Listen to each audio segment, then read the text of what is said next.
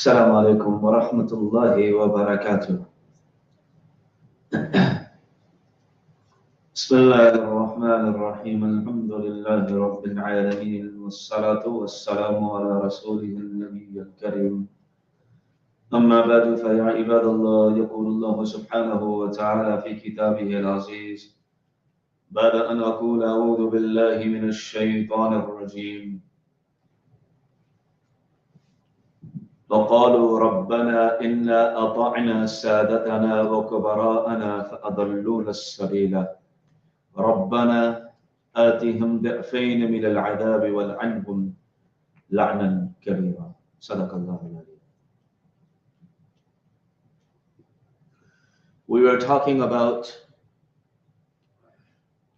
what our heart needs to be cleaned from in order for it to be a qalb salim, in order for it to be a pure and a sound heart. And there are some attributes that we need to remove from our hearts. And we had started that topic, and today, inshallah, we will complete it. And that is getting rid of the love of leadership and fame from our hearts. Getting rid of love and leadership from our hearts. The final quality that the heart needs to be cleaned from, should be cleaned from, to be considered a qalb salim, to be considered a clean heart. We need to get rid of the love of leadership and fame. However, I mentioned it before too. Just like when we talked about wealth, being rich is not a problem. Wanting wealth and having an attachment to the wealth is the problem. So being famous and being a leader, there's nothing wrong with that.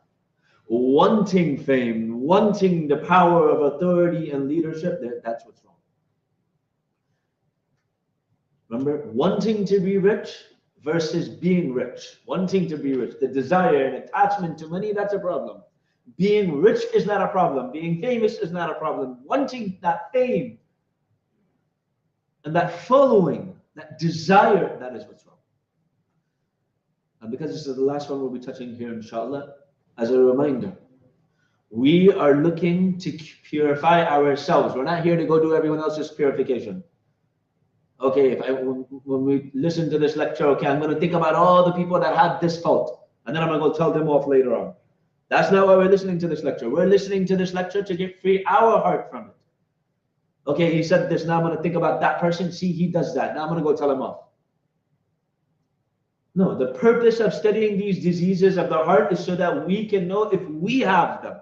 And then we need to get rid of it, not to judge others. We're not here to judge others. So it is absolutely wrong for us to accuse another person of having love for fame or any other spiritual disease of the heart. No. I need to clean myself. I have to answer for myself on the day of judgment.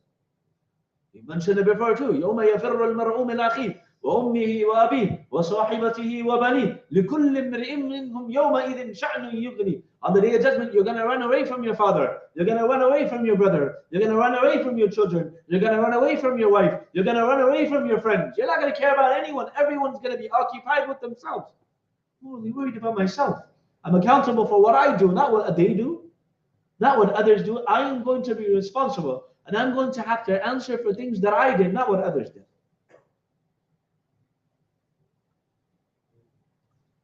So today we're going to go over the causes, the disease, the bad feeling of wanting to be a leader and wanting to be famous, and how to get rid of it, inshallah.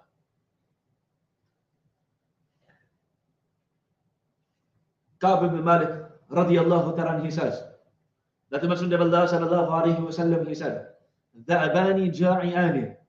If you were to let loose of two wolves, أرسلا في غنم بأفسد لها من حرص المرء على المال والشرف لدينه. The Messenger of Allah sallallahu alaihi wasallam said, two wolves that are starving, that are hungry, جاعيان, that are hungry, they're starving, and a wolf will eat anything that it sees. Two wolves that are starving, that are left free among sheep, are no more destructive to them than a man's desire for wealth and honor is to his religion. Meaning a man's desire for honor and for wealth is more destructive to his religion than letting loose two wolves and they're in a flocks of sheep. They're starving. They're going to eat or destroy all of the sheep and all of the flock. But wanting honor, wanting izzah, wanting dignity, wanting a status, wanting prestige, wanting a position, and wanting money is worse for a human being's deen than those two wolves. And another hadith, a very lengthy hadith. Abu Hurairah radiallahu ta'ala, he narrates, سمعت رسول الله صلى الله عليه وسلم يقول إن أول الناس يقضى يوم القيامة عليه. The first person that will be questioned on the day of judgment, رجل استشهد, is a man that was martyred in the battlefield. فأتي به فعرفه نعمه فعرفها.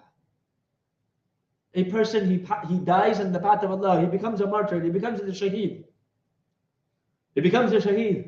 When the Prophet and Allah subhanahu wa ta'ala talks about in the Quran, أولئك الذين أنعم الله عليهم من النبيين والصديقين والشهداء.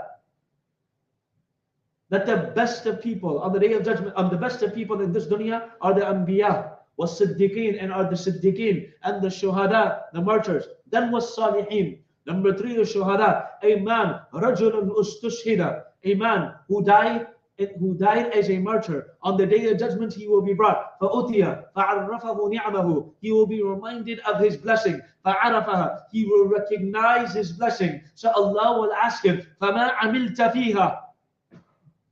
You died in my way. You died in my path. Did you know what you did? Who did you do it for? قال, that person will respond, قَاتَلْتُ فِيكَ حَتَّى اسْتُشْهِدْتُ. O Allah, I fought in your path until I became a martyr. Allah will respond, كَذَبْتَ. You're lying. وَلَكِنَّكَ قَاتَلْتَ لِأَنْ يُقَالْ جَلِيلٌ. Rather, you fought in the path of Allah, so people will say you are courageous. You fought in my path. You fought supposedly in my path. قاتلت. You fought because you wanted people to say what a courageous man he was. فقد قيل ثم أمر به فسحب على وجهه حتى ألقي في النار. So it will be said to him, it will be commanded that drag this person by his face until you throw him in the fire.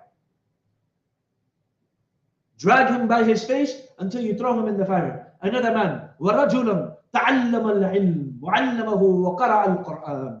Another person will be brought. He teaches knowledge. He was a teacher. He was an ustad. He taught people how to recite Quran. He taught people this deen. فَأُتِيَ بِهِ. He will be brought. فَعَرَّفَهُ نِعَمَهُ فَعَرَفَهَا. He will be told, you remember all of these things that you did? فَعَرَفَهَا. He will recognize it. قال فَمَا عَمِلْتَ فِيهَا. Kiss كِذَكَ. Who did you do it for? Who did you do all of these things for? What did you do?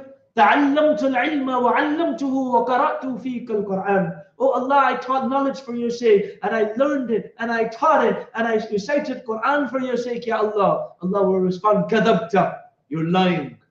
وَلَكِنَّكَ تَعَلَّمْتَ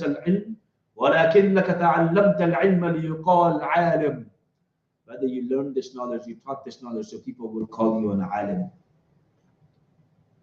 You did all of this so you would be called an alim. وَقَرَأْتَ الْقُرْآنِ لِيُقَالْ هُوَ قَارِئ. And you recited Quran and you did tilawah of Quran, so people will call you a qari. فَقَدْ قِيلَ ثُمَّ أُمِرَ بِهِ فَسُحِبَ عَلَى وَجْهِهِ حَتَّى أُلْقِيَ فِي النَّارِ. It will be said, it will be commanded, okay, drag him by his face and throw him in the fire and jannah. وَرَجُلًا وَسَّعَ اللَّهُ عَلَيْهِ. And third person will be brought. These are the first people that are being punished by Allah. The third person will be brought. And he will be given an abundant amount of wealth. He will be given a lot of wealth. وَأَعْتَاهُ مِنْ أَسْنَافِ الْمَالِ كُلِّهِ. He will be given all types of wealth too. Different types of wealth. فَأُوتِيَ بِهِ. He will be brought and he will be shown all of his blessings and he will recognize his blessing. فَمَا عَمِلْتَ فِيهَا. And then Allah will ask him, who did you do all of this for? قال ما تركت من سبيل تحب أن ينفق فيها إلا أنفقت فيها لك. Oh Allah, I didn't leave a path that I saw in your way. I saw an opportunity in your masjid. I saw an opportunity for your madrasa. I saw an opportunity for charity. I saw an opportunity for relief work. I saw opportunities, and every opportunity that I saw, Ya Allah, there isn't a single opportunity that I saw except that I donated for your sake, Ya Allah. I gave in your way, Ya Allah. قال كذبت, you're lying. ولكنك فعلت ليقال هو جواد. Rather, you did all of this, so they will call you Jawad, they will call you generous. What a generous man he is. What a generous person he is. And that person will be commanded to be dragged by his face until he's thrown in the fire. So wanting this position, wanting to be a teacher, wanting to be, so people call you something, they will be the first people that are punished on the day of judgment. They will be ordered to be dragged along on their face until they are cast into the fire.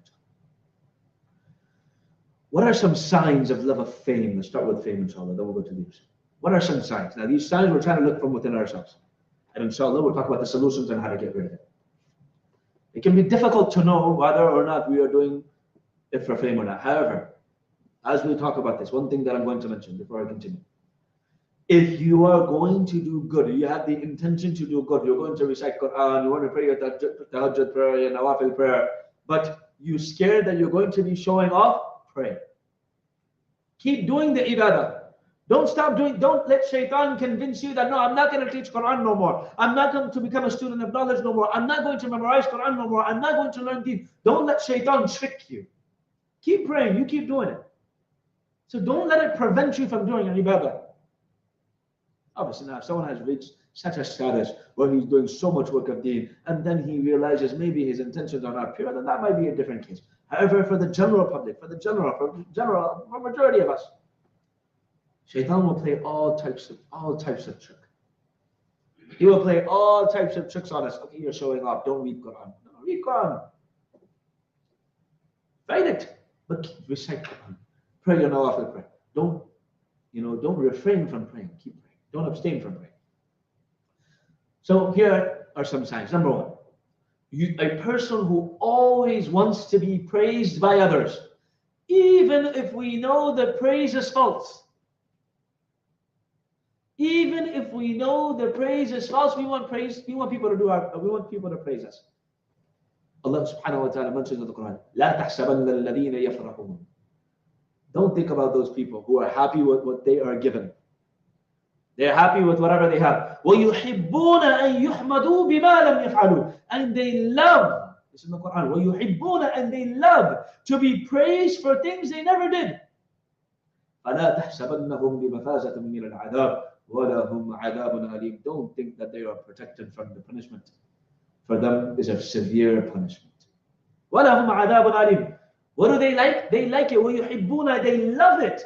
أَن يُحْمَدُوا بِمَا لَمْ يَفْعَلُوا. When they are praised for things they never did. Number two, the deciding factor of what you do, what you say, and what you wear gets you more recognition. Okay, I'm going to dress nicely. I'm going to put my imamah on very nicely because I want to be recognized. I want to stick out. I'm going to say words that get people to love me. I'm going to do things that get people to love me. I'm going to dress in a manner that gets people to look at me. So I make my decisions based off of recognition. The way to assess this would be to ask yourself, if there is no recognition, would I wear it? Or what are people going to say? Am I going to wear these type of glasses? I don't want to wear it because people are going to say, these glasses don't look good. No, we don't care about what people say. We're not supposed to worry about that. So is everything based off of recognition? Am I dressed up? Am I wearing that certain cologne, that certain ittar because I'm going to get recognition? People are going to look at me in a certain manner. The way that I dress, the way that I talk, the way I do and say things. Are people now? If there's no one there, am I still going to do it? When the teacher is there, we're going to show off. We're going to work hard. When the teacher's not there, we're not going to work. For example, when a person starts A person wants to start a charity, or he wants to do good, but he will only do good depending on how many awards he can get. If he can't get any awards or recognition, I'm not going to do it. Man, I've been doing so much, but no one recognizes me. No one gives me a plaque. No one gives me an award. No one gives me a trophy. You know, I'm not going to do this no more. People aren't recognizing the hard work that I'm putting in. We only need recognition from Allah subhanahu wa ta'ala. Allah subhanahu wa ta'ala tells us in the Quran, اعملوا فسيرى الله عملكم ورسوله والمؤمنون. Keep working. Allah says, I'm watching you, Allah is watching you, the Messenger of Allah sallallahu alaihi wasallam is watching you, and the believers will eventually see it. If it's not in this dunya, it will be in the next. We will get our graduation ceremonies, our certificates, and our awards on the Day of Judgment in front of the trillion of human beings that are there. So if there's no recognition, I'm not going to work. So we're doing things for recognition. Number 3, a sign. A person's definition is defined and determined by his or her recognition. A person's definition of success is determined by his or her recognition. Okay, if I have a large following, I'm successful. If I only have 2-3 people attending my lectures, I'm a failure. There is a famous muhaddis by the name of Abdul Rahman ibn Mahdi, rahmatullahi alayh. He said to Bishr ibn Mansur,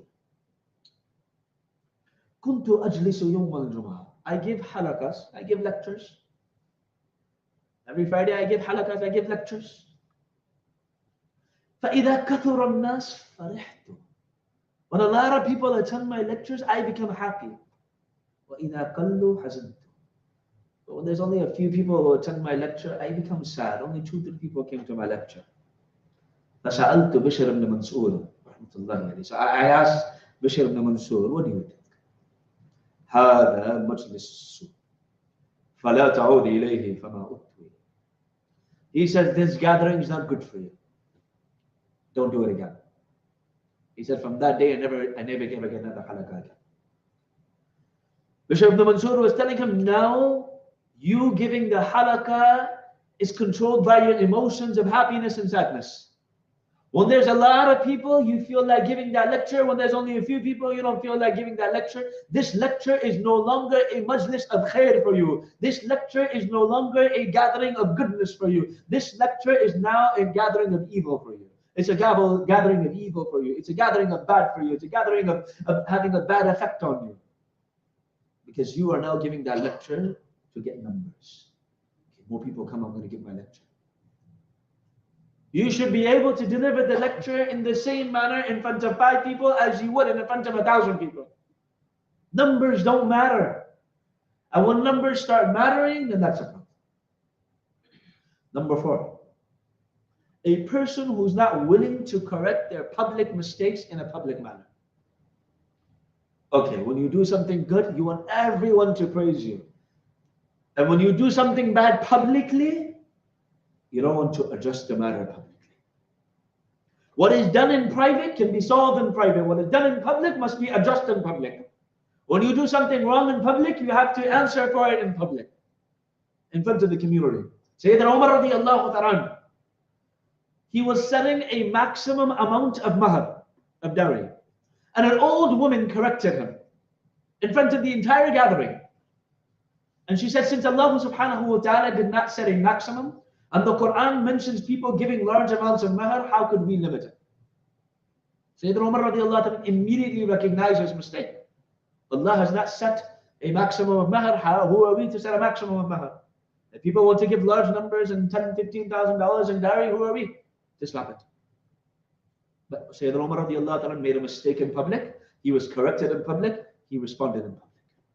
I messed up. I made a mistake. I'm not allowed to set a maximum. So whatever is done in public is handled in public. So you need to be very cautious in what you say in public and what you do in public. What are some cures and solutions before we talk about the level of leadership? Number 1, make sure that there are some good deeds that you do that no one knows about. Make sure there are some good deeds, some actions that you do that absolutely no one knows about except for you and Allah.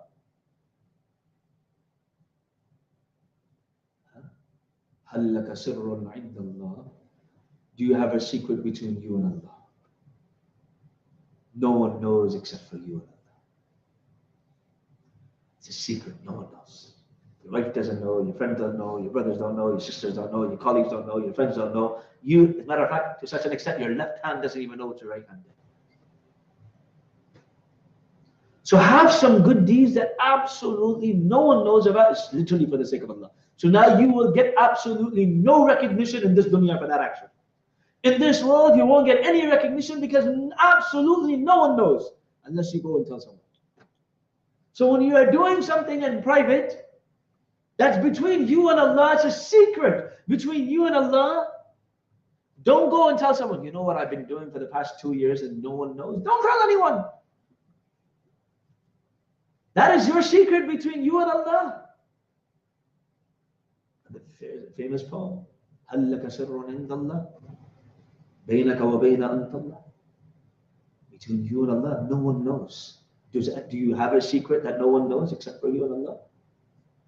So we should all have secrets or good deeds that no one knows except for you and Allah subhanahu wa ta'ala. Number 2, try to hide your good deeds from others. Don't post and let everyone know about the good deeds that you're doing. Now, obviously, if it's a means of encouragement, don't lie to yourself, but if it's a means of encouragement for other people to do ibadah or other people to do good, then it's okay. So, for example, if you did something good, then go ahead and let others know you did good to encourage them to do it, but don't post it every single time you do it.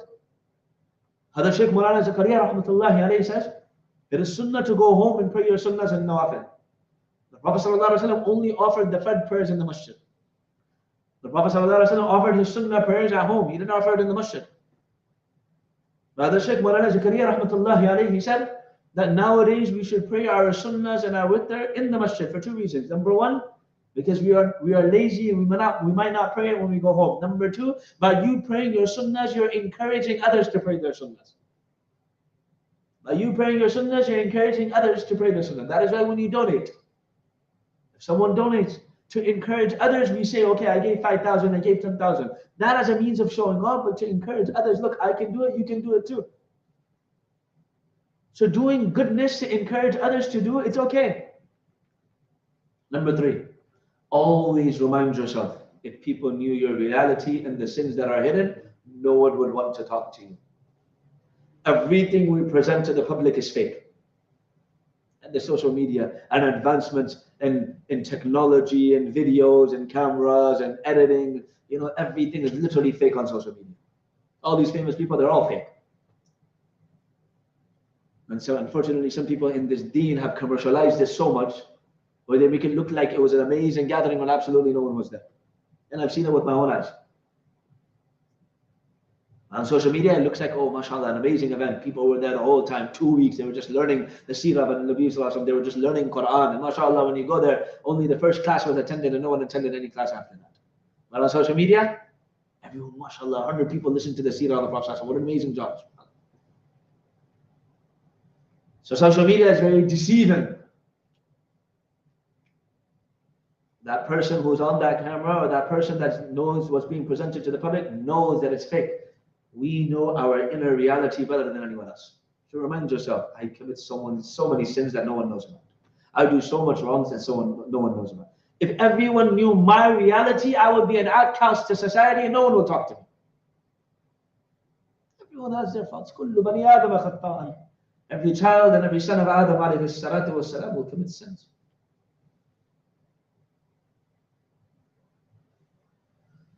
So these 3 things, inshallah, will help get rid of the love of fame.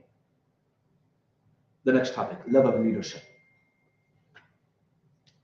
This is a very scary topic.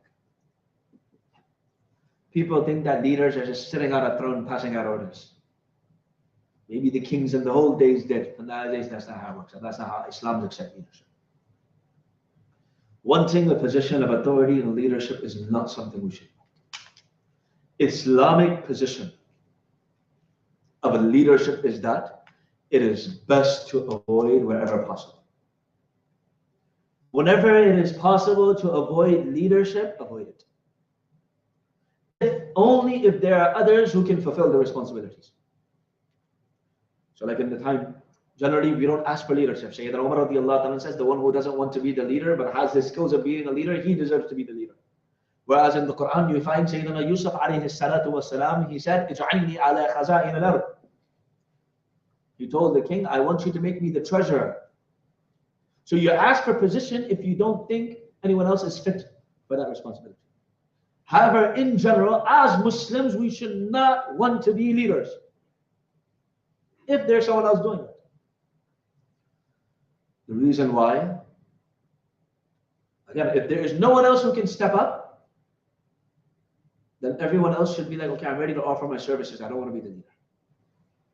Why? Why is it discouraged to take leadership positions, especially Islamic? Because it's a very heavy responsibility that a person will be questioned for on the Day of Judgment. Sayyidina Abu Hurairah radiallahu ta'ala, he says from the Prophet sallallahu alaihi wasallam, إنكم ستحرصون على الإمارة وستكون ندامة يوم القيامة.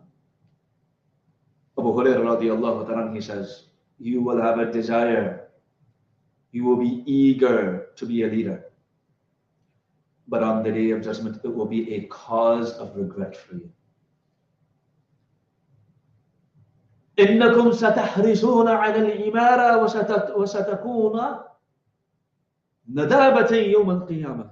In this, you have a desire to be a leader, but on the Day of Judgment it will be a means of regret. Auf ibn Malik radiyallahu ta'ala, he says that the Messenger of Allah, Abu Umama radiyallahu ta'ala, he says from the Prophet sallallahu alaihi wasallam, ما من رجل يلي أمر عشرة فما فوق ذلك إلا آتاه الله عز وجل مغلولا يوم القيامة يده إلى عنقه فكه بره أو أوبكه إثمه أولها ملامة وأوسطها ندامة وآخرها خزي يوم القيامة. Abu Umama radiallahu ta'ala, he says that the Prophet sallallahu alaihi wasallam said, no one who is a leader of 10 or more people, or in other narrations, just a leader in general, or more, there is no one that's going to be a leader of people except on the Day of Judgment he will come to Allah. On the Day of Resurrection he will come to Allah with his hand chained to his neck. If he was good to the people that were under him, he will be freed. Or he will be brought to his destruction by his sins. At the beginning, it merits blame. In the middle, it produces regret. And at the end, it will be humiliation on the Day of Judgment. Why do people really want to be leaders? Unfortunately, there's a false belief that everyone is cut out to be a leader. Everyone feels like, no, I can be a leader. Everyone says that I'm cut out to be a leader. And not having the skills or the ability to be a leader is a fault and disgrace. Abu Zar radiallahu ta'ala, who is a Sahaba and the companion of the Prophet sallallahu alaihi wasallam, he said, Qultu ya Rasulullah, Ya Rasulullah, can you make me a leader? Can you make me responsible? I want to be a leader. فضرب بيده على منكبه. He hit my shoulder. He said, يا أبا ذر. ثم قال يا أبا ذر إنك ضعيف وإنها أمانة وإنها يوم القيامة خزي وندامة إلا من أخذ بحقها وأدى الذي عليه. يا أبا ذر, you are weak. And being a leader is it is ibadah, it is a trust, which will be a cause of shame and regret on the Day of Resurrection, except for the one who takes that responsibility and he fulfills the duty in the way it was supposed to be fulfilled. وفي رواية, in another narration, قال له يا أبا ذر إني أراك ضعيف. I see you as someone weak, O Abu Dhar. وإني أحب لك ما أحب لنفسي. And I love for you what I love for myself. لا تأمرن على اثنين. O Abu Dhar, do not accept leadership over two people. Don't do it. And do not become a guardian of an orphan's property. You're not cut out for it. I'm telling you, I love you, but you know, this isn't for you. I don't want you to be punished on the Day of Judgment. Abu Zar, this is not for you. Who's Abu Zar? He's a companion of Nabi sallallahu alayhi wasallam. And the Prophet sallallahu alayhi wasallam is telling Abu Zar radiyallahu ta'ala anhum ajma'in. Regarding the Sahaba radiyallahu ta'ala ajma'in, we say what? Radiyallahu anhum wa radu anhum. Allah is pleased with them and they are pleased with Allah. But even then, Abu Zar is told, oh, Abu Zar, you can't be a leader. Number two, there is a false belief that a leadership is in a position of ease and not in a position of serving. So we want to become leaders so we can pass out commands. What did the Prophet ﷺ say? Sayyidul Qawmi fi safari khatimuhum. The leader of a tribe, the leader of a group of people while they're traveling is their servant. The leader is supposed to be doing the most serving, not being served. The leader is not the one who's just being served. The leader is the one who's doing the service. That's a true leader. You are their khadim. They're not your khadims. You are their khadims. You're responsible to take care of them. And number three, the third reason why people want to be leaders. The failure to understand the punishments and the consequences of failed leadership in the hereafter. We mentioned the hadith already. But the Messenger of Allah sallallahu alayhi wa sallam said, whosoever becomes a leader on the day of judgment, he will come with his hands tied to his neck, and he will only be freed if he did good. Some cures and solutions, and inshallah we'll end with that. If we are in any position of leadership, any position, an older sibling, a teacher, a parent, any position of leadership, we must understand that it is our job to serve, not to be served. As a father, I'm serving my children. As an older sibling, I'm serving my younger siblings. As a parent, I'm serving my children. As a teacher, I'm serving my students. We are always in the service of others. The Messenger of Allah sallallahu alaihi wasallam is the leader of this ummah, the greatest human being to ever set foot on the face of this ummah, the face of this world, the greatest of greatest human beings. The Prophet was the most beloved to Allah subhanahu wa ta'ala. That the Sahaba radiyallahu anhum would tell you, will attest to it, that the Messenger of Allah sallallahu alaihi wasallam was the hardest working person amongst the Muslims. The Prophet ﷺ didn't just command the Sahaba radiallahu anhum to go on the battlefield. He was with them. He was in front. The Prophet ﷺ didn't just tell the Sahaba radiallahu anhum to dig the trench or the ditch in the battle of Khandaq. He ﷺ was there. The Prophet ﷺ didn't just command the Sahaba radiallahu anhum to take the bricks or to build his masjid or the masjid of the Prophet ﷺ. He was there helping build the masjid. The Prophet ﷺ was not just sitting on a chair and passing out commands. As a matter of fact, the Prophet ﷺ didn't like anything that made him look like a leader. The Prophet ﷺ used to give a lecture on the tree trunk. His back would be on a tree trunk, and he would be sitting on the floor with the Sahaba radiallahu ajma'in. People would come from the outskirts of Medina, and they would come and they would say, Ayyukum Muhammad, who's Muhammad?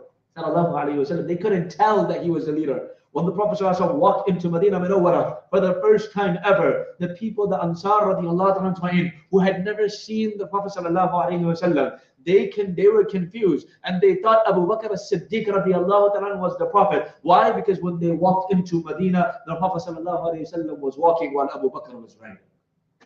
Why? Because it was Abu Bakr's turn to ride. You couldn't tell he was a leader. Eventually, the Sahaba radiallahu anhum convinced the Prophet ﷺ to build a minbar so he could sit on top, so the people that came from outside, they would know he's the leader. He didn't want it. He didn't want to be looked like, he didn't want the position to be looked like he was a leader. So if we're going to be leaders, you should be the hardest worker. If you're not the hardest worker, you're not fit to be a leader. Number two, pay attention to our weaknesses and properly assess whether we have good leadership qualities or not. If not, why would we still want to take such a responsibility? Not every Sahaba was a leader. Not every Sahabi was a leader of a group of people. Some were clearly advised to avoid those positions due to their temperament or their personality, and then that's okay.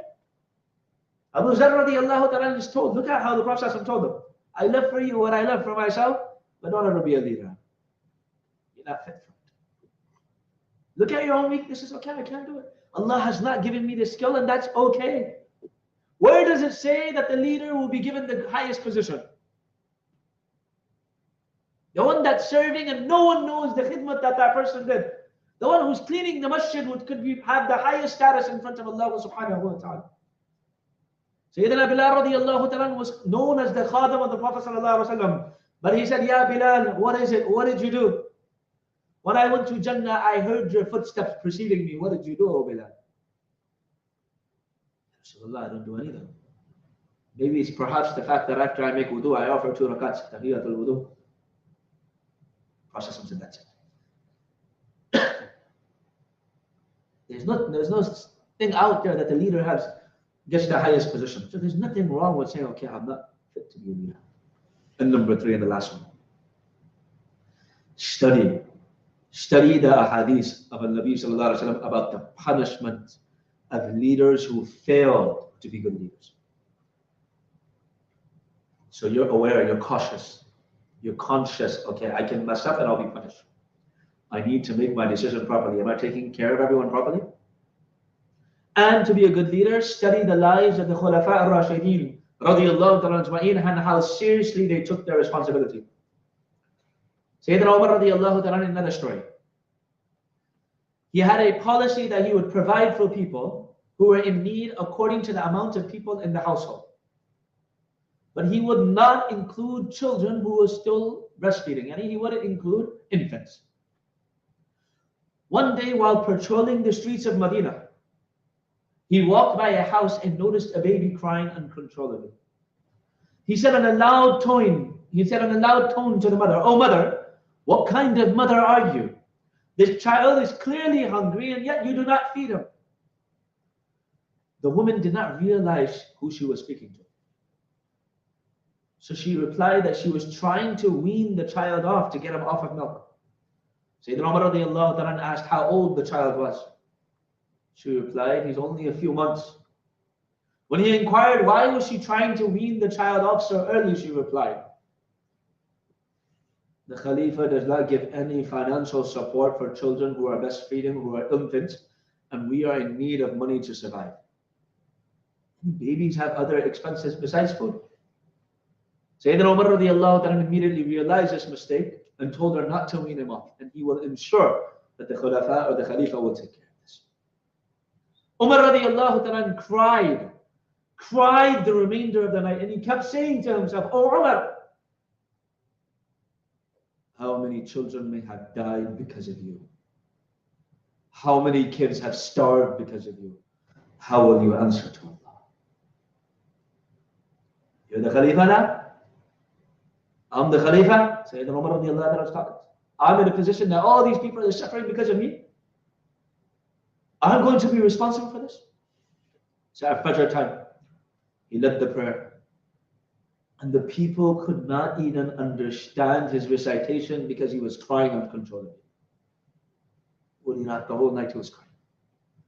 After Fajr, he acknowledged his mistake and announced a new policy that even infants will be accounted for giving financial support. So it's not a position we all want.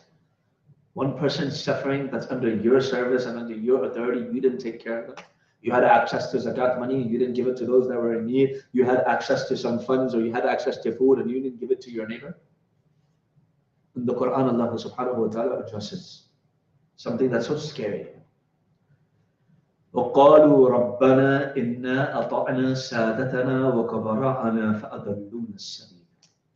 Oh Allah, some people will say, the layman will say, the followers will say, "Oh Allah, we followed our leaders. Inna ata'na sadatana. We followed our leaders, Ya Allah. Wa kabara'ana. We followed our elders, Ya Allah. Fa'adalluna sabila, Ya Allah. Oh Allah, they misguided us, Ya Allah. We followed them. We obeyed them. They misguided us, Ya Allah. Rabbana atihim di'fayn min al-'adhab wal'anhum la'nan kabira. Oh Allah, give them double the punishment and curse them, Ya Allah, with a great curse." A failed leader will have their followers making dua against them. And on with this nation. This is the dua of the failed leaders, of the failed followers. of the followers of their failed leaders. But there is another dua. A dua made by the Prophet ﷺ himself. A dua made by the Prophet ﷺ himself. Aisha radiallahu ta'ala narrates the hadith is in Sahih Muslim. That the Messenger of Allah sallallahu alayhi wa sallam, he said, Allahumma man waliya min amri ummati shay'an fashaqqa alayhim fashquq alayhi wa man waliya min amri ummati shay'an farafaka bihim farfaq bihi. Aisha radiallahu ta'ala reported that the Messenger of Allah sallallahu alayhi wa sallam said, O Allah, whomsoever from my ummah you gave someone authority, you gave someone from my ummah position, leadership, Ya Allah, fashaqqa alayhim, and they caused distress to others, then O Allah, cause distress to them on the day of judgment. They want good parents, they want good leaders, they want good people that were in position. Oh Allah, they caused stress to others, cause their stress, Ya Allah. And oh Allah, whoever you gave a position of authority from my ummah, فَرَفَكَ بِهِمْ, and they were gentle to the people, then oh Allah, be gentle with them on the day of judgment. If Allah has granted us a position of leadership, may Allah subhanahu wa ta'ala make us amongst those people who are good leaders, who are people that are gentle to the people that we are responsible for. May Allah subhanahu wa ta'ala remove all of these diseases of the hearts. May Allah subhanahu wa ta'ala cleanse our hearts. May Allah subhanahu wa ta'ala purify our hearts. May Allah subhanahu wa ta'ala grant us a pure and a sound heart. And may Allah subhanahu wa ta'ala enter us all into Jannat al-Firdaus. Jazakum Allahu khairan. Wa akhiru da'wana. Alhamdulillahi Rabbil Alameen. Assalamu alaikum wa rahmatullahi wa barakatuh.